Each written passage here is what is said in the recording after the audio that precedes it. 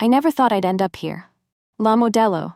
The name sounds almost elegant, like a fancy hotel or a dance hall, but it's not. It's a prison. A place where hope comes to die. I remember the first time I walked through those heavy iron gates. The air felt thick, like it was pressing down on my chest. The walls were gray, cracked, and covered in layers of dirt and despair. I could hear voices, shouting, crying, laughing in a way that didn't sound happy at all. It was the kind of laugh that comes from someone who's given up. The guards pushed me forward, their hands rough on my arms. I didn't resist. What was the point? I was just another number now. Another body to fill the endless rows of cells. The smell hit me first, sweat, urine, and something else I couldn't quite place. Something rotten. It clung to the air, making it hard to breathe. They led me to my cell. It was small, too small for the 3 other men already inside. They looked at me with empty eyes, like they'd seen too much to care anymore. One of them nodded at the empty bunk, the bottom one. The mattress was thin, stained, and smelled like mildew. I sat down, my hands shaking. This was my life now. The days blurred together. Time doesn't move the same way in here. It drags like walking through mud. Every morning, we'd wake up to the sound of metal doors slamming open. Breakfast was a piece of bread and something they called coffee, but tasted like dirty water. Then we'd line up for roll call, standing shoulder to shoulder with men who looked as broken as I felt. The overcrowding was the worst. There were too many of us, crammed into spaces meant for half as many. Fights broke out constantly. Over food, over space, over nothing at all. The guards didn't care. They'd just watch, sometimes even laugh as we tore into each other. I learned to keep my head down, to stay out of the way. But even that didn't always work. One day I saw a man get stabbed in the yard. He was just standing there, minding his own business, when another inmate walked up and plunged a shiv into his stomach. The man fell to the ground, clutching his wound, blood pooling around him. No one helped him. Not the guards, not the other inmates. We all just watched as he bled out, his eyes wide with fear and pain. That's when I realized how little life meant in here. We were all just waiting to die, one way or another. The violence never stopped. It was everywhere.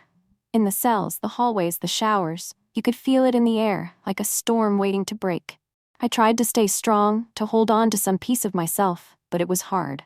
Every day, a little more of me chipped away. I stopped dreaming about the outside world. It hurt too much to remember what I'd lost.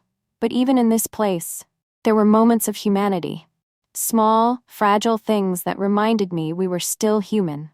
Like the time an older inmate, a man named Carlos, shared his food with me when I hadn't eaten in days. Or the way some of us would sit together at night, telling stories about our lives before this hell. Those moments kept me going, even when I wanted to give up. Carlos became something like a friend to me. He'd been in La Modelo for over a decade, and he knew how to survive. He taught me how to avoid trouble, how to trade for extra food, and how to keep my mind from unraveling. "You have to find something to hold on to," he told me one night, his voice low so the others wouldn't hear. "Something inside you that they can't take away. Otherwise, this place will eat you alive." I tried to follow his advice. I thought about my family, my mother's face, the sound of her voice.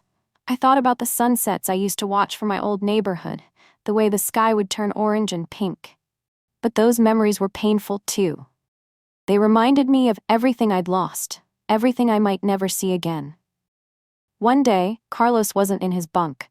I asked the others where he was, but no one knew. Later, I heard whispers that he'd been taken to the infirmary.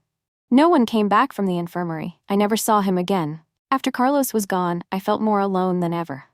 The days stretched on, endless and monotonous. The fights, the hunger, the fear. It all became routine. I stopped feeling anything, really. I just existed, moving through the motions, trying to survive. But then something happened that shook me out of my numbness. A new inmate arrived, a young guy who couldn't have been more than 18. He looked terrified, his eyes darting around like a cornered animal. I saw myself in him, the way I must have looked when I first arrived. I wanted to help him, to tell him how to survive, but I didn't know how. I was barely surviving myself. One night, I heard him crying in his bunk. It was a soft, muffled sound, like he was trying to hide it. I lay there, staring at the bottom of the bunk above me, listening to his sobs. I wanted to say something to tell him it would be okay, but I couldn't. Because I didn't know if it would be okay. I didn't know if any of us would ever be okay again. I don't know how long I've been here. Months, years, it doesn't matter. Time doesn't mean anything in La Modelo. All I know is that I'm still here, still breathing, still fighting. And maybe, just maybe, that's enough. But sometimes late at night when the prison is quiet and the darkness feels like it's swallowing me whole, I wonder if I'll ever get out or if this is where I'll die, forgotten and alone. I close my eyes and try to remember the sound of the ocean, the feel of the sun on my skin, the smell of fresh air. And for a moment, just a moment, I feel free. Then the morning comes and the doors slam open again and I remember where I am, La Modelo, the prison of death. Hey everyone, if this story moved you, if it made you think, or if it reminded you why we need to keep having these conversations, please take a moment to like this video. It really helps spread awareness. I'd love to hear your thoughts, so drop a comment below. Have you ever witnessed or experienced something like this? Let's talk about it. And if you believe stories like this deserve to be told, make sure to subscribe to the channel. We're here to share real, powerful stories that need to be heard. Lastly, share this with your friends and family. The more people who see this, the more we can bring awareness and change. Thank you for watching and being part of this journey. Let's keep pushing forward, together.